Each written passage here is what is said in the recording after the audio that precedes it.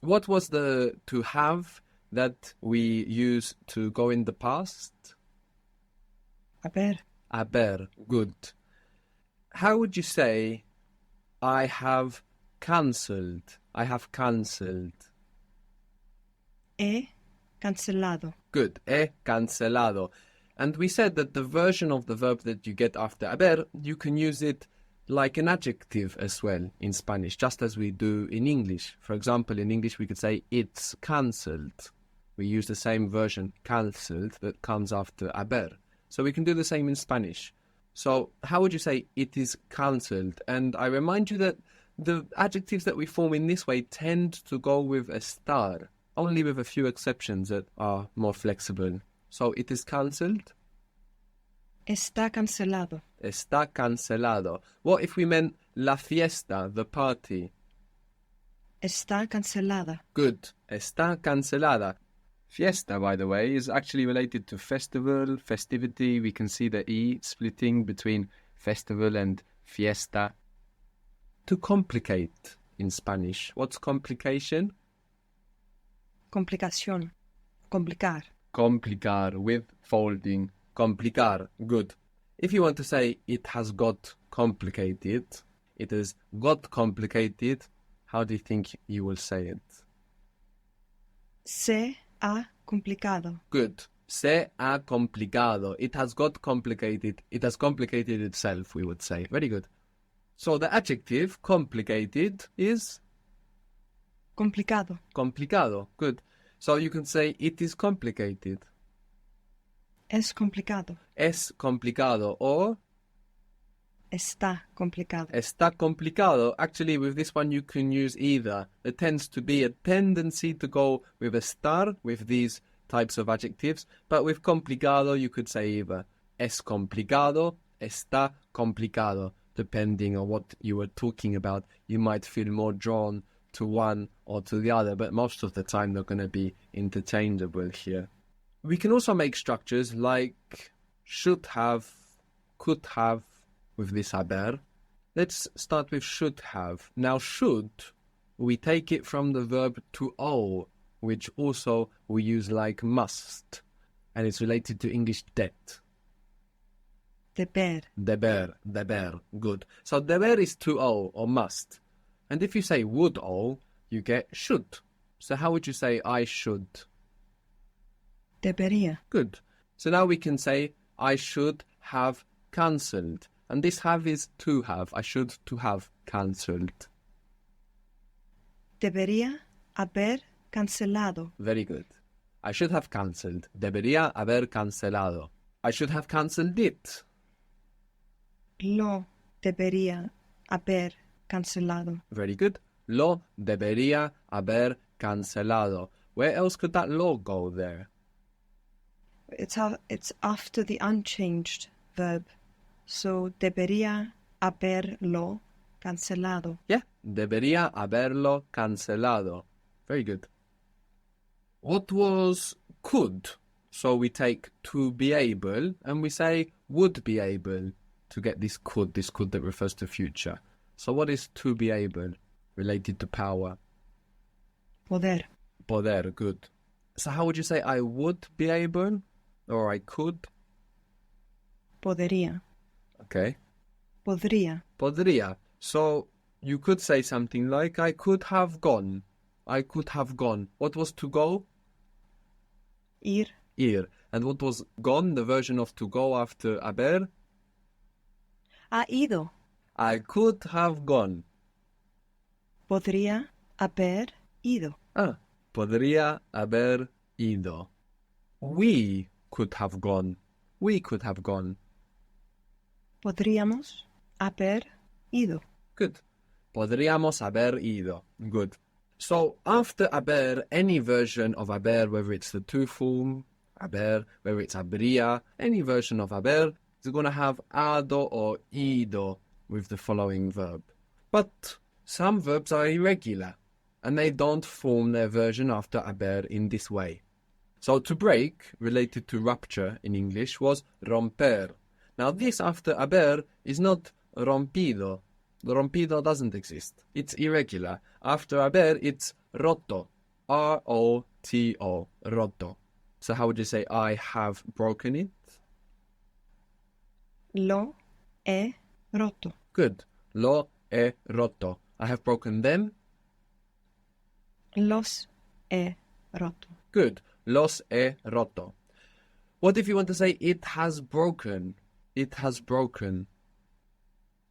Se ha roto. Se ha roto. It has broken itself. It has broken. Very good. If you had just said ha roto, I would understand he, she, it, or you, formal, has or have broken, and I would be waiting to hear what was broken. So we have roto instead of rompido, let's say. Roto is the version of romper after haber, which means it will also count for the adjective. So if you want to say it is broken, how would you say it? Está roto. Está roto. And if it was a feminine thing? Está rota. Está rota. To die is morir. Morir. Morir. And the version after haber is not morido, it's muerto. Muerto. How would you say he has died? Ha muerto. Ha muerto. And with morir, you can hear it with se or without se. There's not really a lot of difference. Sometimes the se doesn't actually make a lot of difference. Ha muerto, se ha muerto, you hear both. Now, if you want to say he is dead, how do you think you would say it? You mean as if it's estar or ser? We know that this type of adjective tends to go with. Well, estar. But I could see why this specific one could also go with ser under certain circumstances. But it doesn't. It never goes with ser. So some of these adjectives we form in this way can go with ser, but this one can't. So firstly, how would that be? He is dead. Está muerto. Está muerto. So complicated, for example, could go with ser and the star, but muerto can't. Maybe it's not just because they are this type of adjective that dead will go with a star. Maybe it is about the way Spanish perceives the world. To be dead is a state that the soul goes through, let's say. You don't know what is the perception behind that, or if it's just going with a star because it's one of these adjectives. So they're interesting points to think about, and thinking about those points helps your memory, even if you're just looking out of interest and not coming to any conclusions. How would you say, I'm dead? And you can use this to mean tired. This is quite common in Spanish. If you're really tired, you can say, oh, I'm dead. Estoy muerta. Yes, feminine. Estoy muerta. Good. You can say also, I die myself. Here, like morir se. In all different kinds of circumstances. When something's really funny, when you can't believe something. In many different circumstances, you could use that. You'll hear it around. But let's build it. Let's see how it would sound. So, to die, morir, I die myself, making this reflexive structure. How would it sound? It's irregular, so the mue is going to come in. Muero, maybe. Muero. Yes. Me muero. Me muero. Good. Me muero. So you will hear this all the time, actually, in Spanish. Ay, me muero. Maybe from embarrassment, maybe from laughter, maybe from disbelief. It's a common thing. Me muero. To open in Spanish is abrir. Abrir. Abrir. Abrir. And if you want to say, I have opened it, you say, lo he abierto. So we don't have abrido. After haber, we have abierto. Another irregular one. Lo he abierto. Is it with an H? No. Good question, though. Good that you're thinking about that. Abrir is A-B-R-I-R. Abrir becomes abierto. So how would you say, it is open? Está abierto. Good. Está abierto. How would you say they are open? Están abierto. Están. Están abiertos. Good. Están abiertos. Good. Decir and hacer, to say or to tell, decir, and to make or to do, hacer, also are irregular after haber. These two verbs are quite irregular in most places. We will pay them a little more attention later. So decir, to say or to tell, and hacer, to do and to make, are irregular after haber. Decir becomes dicho, dicho, and hacer becomes hecho, which is why they're nice to see together, because they both have this ch sound. Decir becomes dicho, and hacer becomes hecho. So how would you say, I have said it? I have said it. Lo he dicho. Good. Lo he dicho. And what if you wanted to say, I have told him? Lo he dicho. But what we want here is not him. What we want here is to him. I have told to him.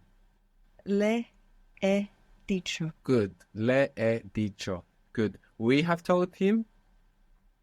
Le hemos dicho. Good. Le hemos dicho. Good. Interestingly, dicho is also a noun. We said that some version of the verb can form the noun. Sometimes it's the to form, sometimes it's the I form, sometimes it's the he, she, it form. Here it's this form. Un dicho is a saying. A saying. Hacer after haber becomes hecho. So how would you say, I have done it, or I have made it? Lo he hecho. Good. Lo he hecho. I should have done it. I should have done it. I should. Debería. I should have done it. Debería haberlo hecho. Yes. Debería haberlo hecho. Of course, we can put the lo there because we have haber in the to form. Debería haberlo hecho, or lo debería haber hecho. Very good. You should have done it informally. Deberías haberlo hecho. Good. Deberías haberlo hecho. How would you say it is done? It is done. Está hecho. Good. Está hecho. You might also see this used like hecho en China, made in China, or hecho en España, made in Spain. You will see this on products. Should be a nice reminder. So hecho as an adjective, made or done. No, está hecho, it is done, it is made. But it can also be a noun. Un hecho is a fact. And it's actually connected to the word fact, even though they look so different. There is, in Spanish and English, what we can call a kind of grey area between H's and F's. Because in a phonetic change that occurred in Spanish, many F's became silent H's. Just as hecho is from hacer, fact is from to do. So faire, like in French, if you know some French, is to do. And fact is related to faire, just as hecho is related to hacer. And we can find some other connections between this F and this silent H, between English and Spanish. For example, in English we have fable. A fable is a story, and the story is spoken. And from there we see the relation with hablar, fable, hablar. We have fugitive, which is the same root as huir, H-U-I-R, huir, which means to escape or to run away in Spanish. We have hermano or hermana in Spanish, brother or sister, spelled H-E-R-M-A-N-O, or with an A on the end for hermana, and there we see the connection with fraternal. Hembra, which means female, H-E-M-B-R-A. Even within Spanish, you can see this phenomenon of the H's and the F's. For example, you have iron, which is hierro, H-I-E-R-R-O, hierro, iron. And then you get ferrocarril, which means railways. So they look totally unrelated, but if you know that the F became a silent H and that the E split into IE, you can see the connection between hierro and ferrocarril. You have profundo, profound in Spanish, as you do in English. And then you have hondo, which means deep. So hondo is the fundo bit of profundo, but with some changes. Hondo, H-O-N-D-O, to mean deep. Fumar means to smoke. And then humo, H-U-M-O, is smoke, like a noun. El humo, the smoke. So there is some interesting things we can find between English and Spanish and within Spanish itself with these F's and H's. Also, you can look out for some connections with other letters. You will find other pairs of letters like this, for example, W's and G's. You get war in English and guerra in Spanish, William in English and Guillermo in Spanish. So this is an interesting thing to keep an eye out for, to make connections between vocabulary and, of course, in this way, aid your memory.